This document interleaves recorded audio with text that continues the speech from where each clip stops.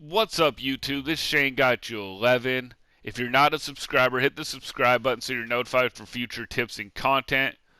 Plus, we do a weekly podcast every Thursday at 5 p.m. Pacific time called the West Coast Madden Podcast. So come join us, become a subscriber, and join in on the fun. Now, I'm a little bit excited, you guys. I'm bringing you something totally different. It is called the Madden DocuSeries, where I will have episodes involving Madden and also stuff coming from the NFL, and I will go into the history on certain episodes. So come join me, be involved in this docuseries, Madden docuseries. Episode 1 is right now, and it involves how real is the Madden curse. Everybody knows it by now. A star athlete gets put on the Madden cover. They suffer a career-ending injury. They get injured.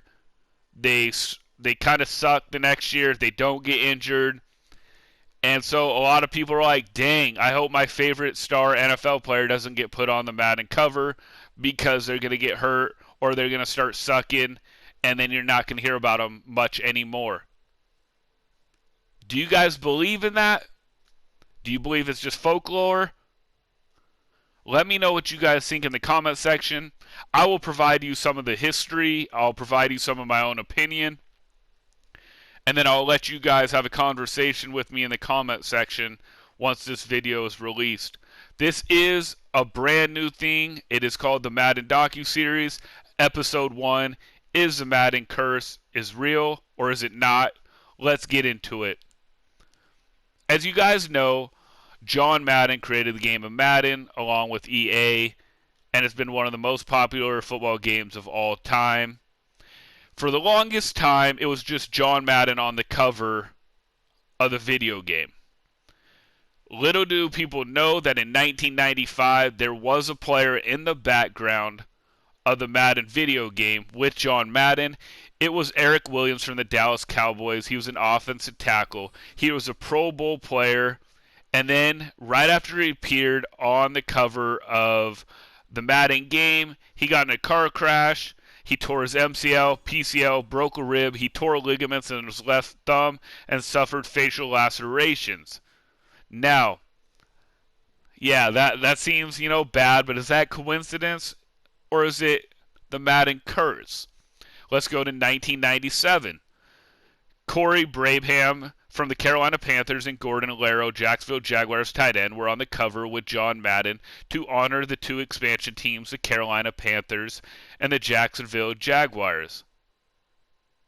They were on the photo shoot because, it was a Hall of Fame game in July of 95. Unfortunately, Brabham was cut in August, and he never played for Carolina or any other NFL team. And Allero, a tight end, played for 2 games in Jacksonville in 95, making his only NFL catch for 6 yards. It was his only year in the NFL. Now, is that the curse, or is it they weren't just good enough players? Well, if you believe that it was the curse, they're 3 for 3.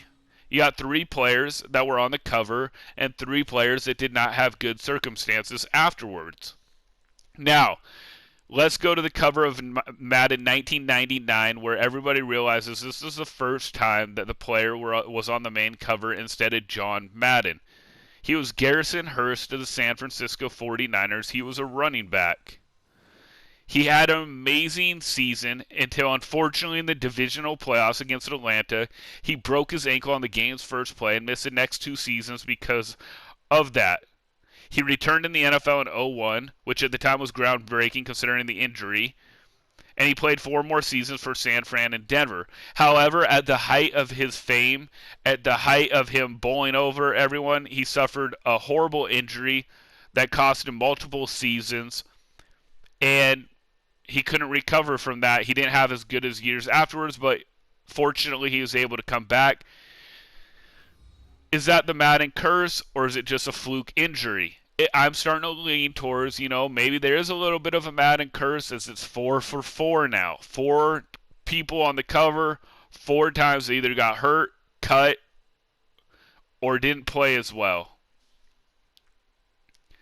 Let's go to Madden 2000. You got Barry Sanders. Barry Sanders, unfortunately became the cover on Madden 2000. He retired in August, right before training camp began in 1999.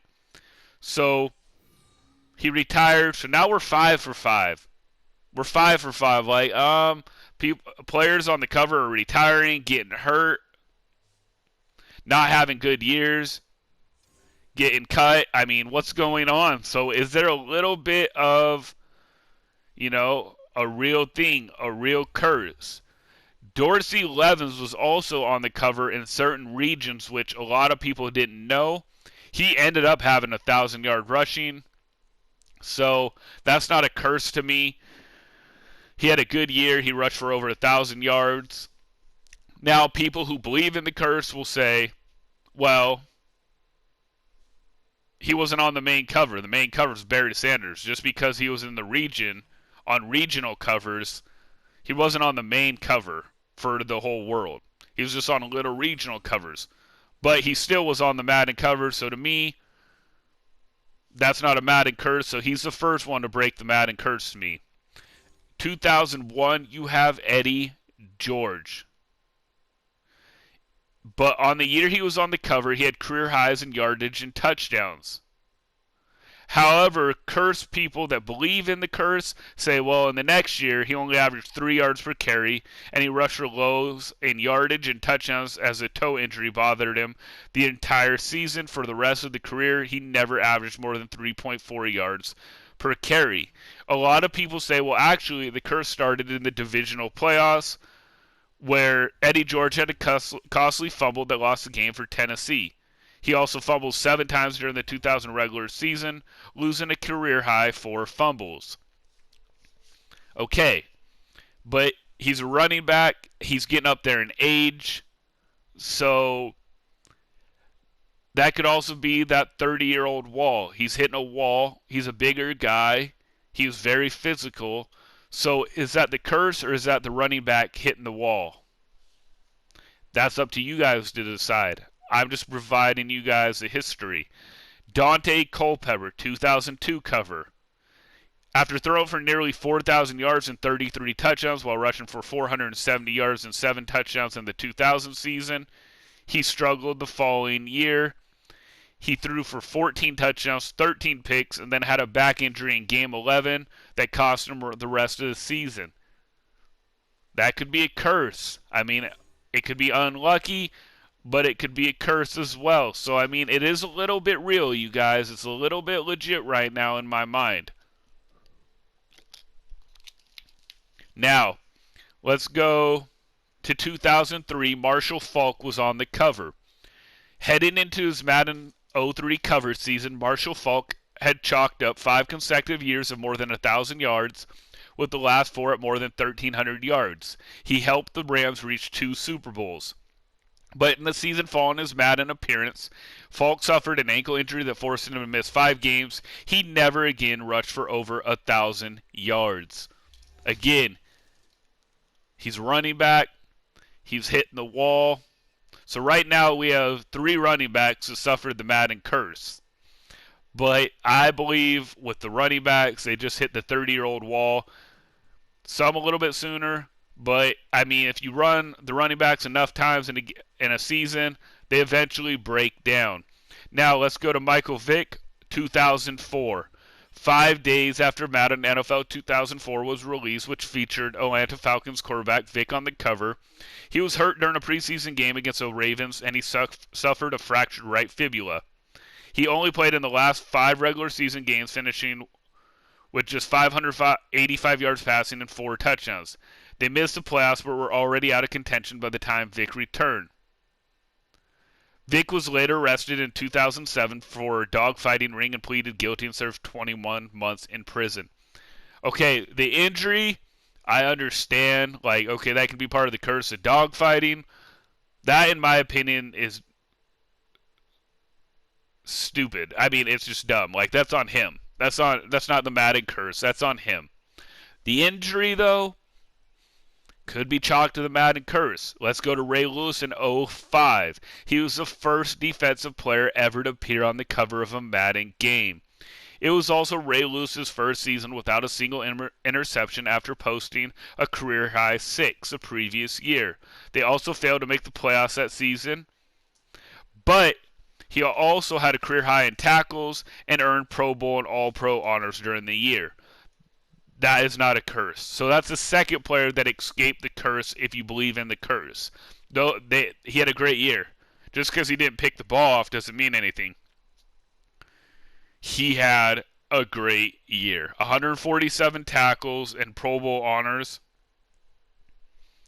That's not a curse. But he did miss the playoffs, which stinks, but that's more team than individual. 2006 was Donovan McNabb. He was featured on the cover of Madden NFL 06 after he led the Eagles to the Super Bowl with a 13-3 regular season. He ended the 2004 year throwing just shy of 4,000 yards and 31 passing touchdowns with only 8 picks. However, during the 05 season in which he was on the Madden cover, McNabb suffered a sports hernia but elected to play until after the November 14th game with the Dallas Cowboys. During this game, McNabb was knocked down after an interception by Roy Williams, aggravating the injury. He then elected to have season-ending surgery that was required to repair the surgery. They ended up finishing 6-10. That can be another curse. Another star getting hurt, and this was a quarterback. He suffered a major injury. The team collapsed. He also was having a bad year before that. Excuse me. 2007, Sean Alexander. He had one of the best stat seasons ever in the 05-06 season.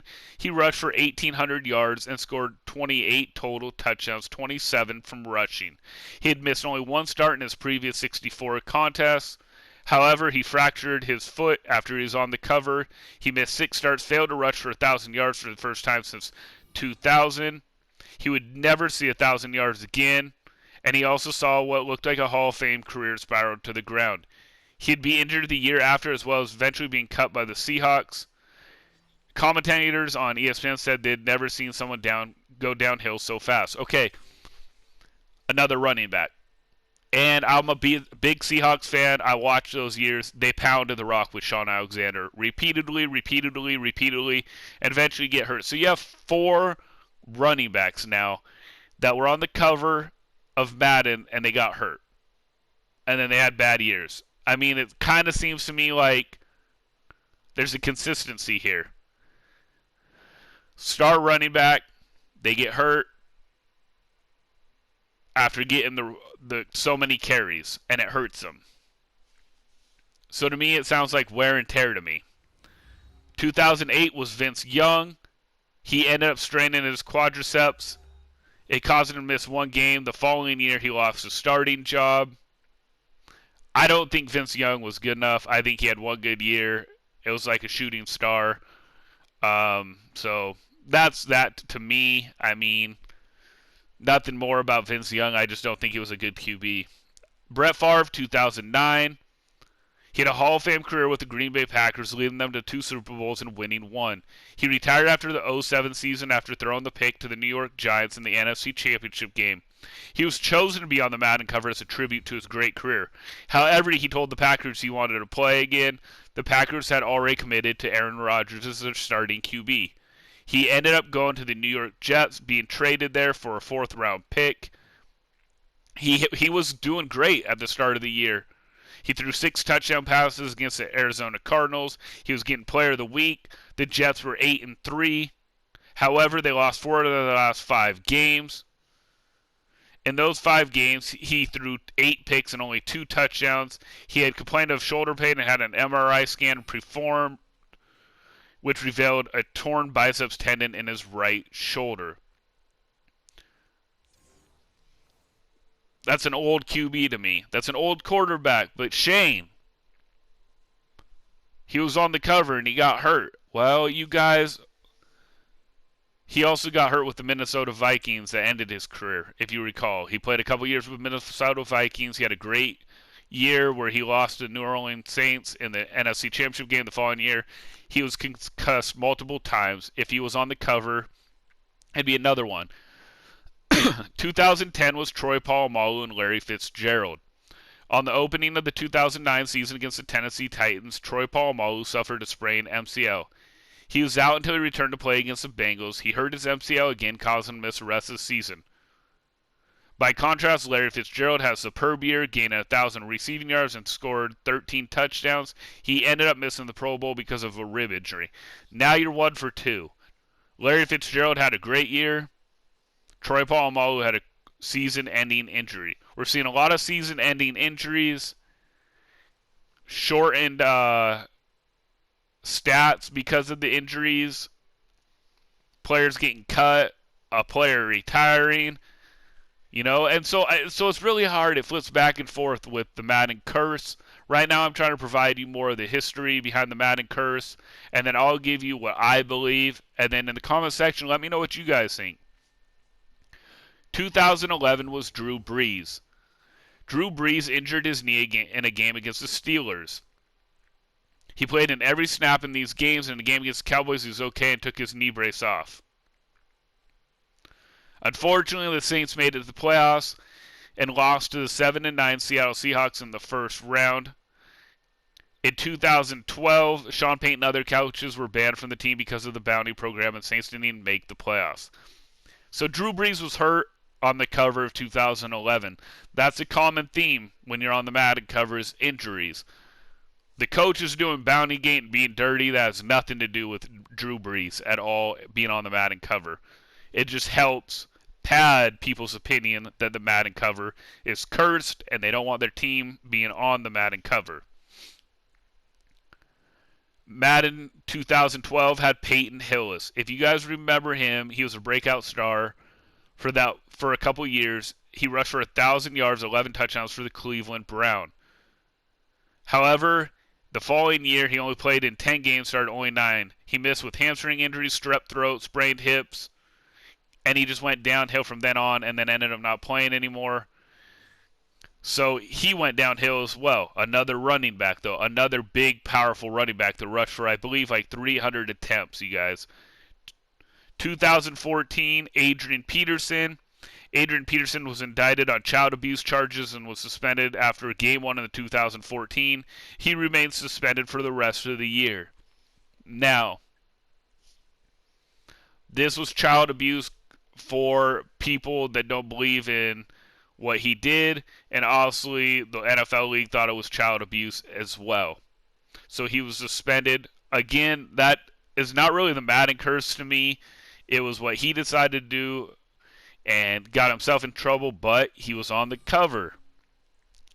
2015, you had Richard Sherman. He spent the offseason following his appearance recovering from Tommy John surgery to repair a torn ligament. In 2016, you had Odell Beckham. That was when he got in multiple altercations with Panthers cornerback Josh Norman, causing him to be suspended for a game without pay. In spite of this, Beckham had a great showing in 2015 with 1,400 yards receiving and 13 touchdowns. So he kind of broke the curse as well. Rob Gronkowski, 2017, he battled hamstring injuries for the first 4 weeks, and as the season progressed, he was knocked out of the game from Seattle safety Earl Thomas. He mixed the next game and played very briefly in Week 12 again versus Jets before being pulled from the game due to injury. He never made it back in. He had back surgery the following week and was placed on IR to end his season. However, the Patriots would win the Super Bowl, making Gronkowski the first Madden cover athlete to win a Super Bowl the year he appeared on the cover. Now, was he cursed? He won the Super Bowl. Just because he was hurt, was he cursed? Let me know what you guys think in the comment section. 2018, you had Tom Brady. You saw him as the league MVP. He became the first cover athlete to receive the honor, and he led the Patriots. He led the Patriots to an appearance in the Super Bowl against the Eagles. However, the Patriots got upset in the game, and people who believe in the curse said, "See, Brady was affected. He dropped a pass that would have resulted in a first down conversion and a fumble during a potential game-winning drive in the fourth quarter." However, critics don't believe in that because Brady put up phenomenal numbers, and it was on the defense that gave up the game. I fully agree with the critics on this one. The defense sucked. Brady had a good game.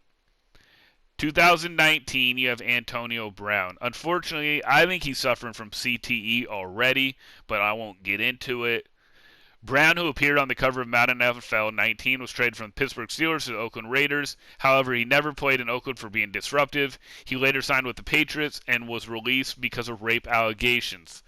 Unfortunately, I think the CTE is a major factor here. Some people won't agree with me, but if you look up CTE, you'll see that there's 35-year-old players that have the brain of 70-year-olds. I won't get into it. Maybe I'll make a docuseries on this later on. But I believe CT has a big role, especially against Cincinnati when he got knocked out of the game by Burkfit. I believe he suffered a major concussion there, and I believe he wasn't really the same after that. Patrick Mahomes, this year's Madden 20, he suffered a kneecap injury in Week 7 and missed the next 2 games, except he is now in the Super Bowl leading his team. Now, in total, there was 23 Madden cover players. They had 110 Pro Bowl appearances prior to their Madden cover appearances. And after they appeared on the Madden cover, they only appeared in 25 Pro Bowl appearances afterwards. Now, that's the history of it, you guys. I basically broke down the history, the cover athletes, what they did prior, what they did after, with very minimal opinion. Now, do you believe the Madden curse is real? They were in less Pro Bowls afterwards. They were in being hurt, being retired, being cut, never having the production they had before that. I think a lot has to do with injuries because of the wear and tear on the body. Yes, some players were young, but certain bodies don't react the same way after getting pounded a lot by basically superhuman players. A lot of the cover players were running backs that I believe hit the 30-year-old wall and unfortunately couldn't recover after the wear and tear on their body. I think there's 5 running backs on the cover of the Madden in 23 seasons, I believe. So yeah, so I mean they're not on a lot, but I believe the running backs do suffer from the wear and tear. So I think that's not really a curse. I just think that if you run the ball so much and you get 300 touches, you're going to get hurt, or 250 touches, you are going to eventually get hurt over a career spanning, 5 or 6 years carries. Now the other stuff, it makes me think, yeah, they do have a lot of Madden players that are on the cover that get hurt. How many were young? How many were old? That's what you have to break down. Of all the Madden players on the cover, how many were old and how many were young? Like Patrick Mahomes is young. He's on the cover and he might break the curse completely by winning a Super Bowl. Gronkowski was the first ever player to be on the cover and make the Super Bowl and win it, but he didn't participate. Patrick Mahomes could break that curse completely by winning the Super Bowl. I think a lot has to do with age. I think a lot has to do with wear and tear. But, maybe the Madden curse is real, and maybe I'm completely wrong.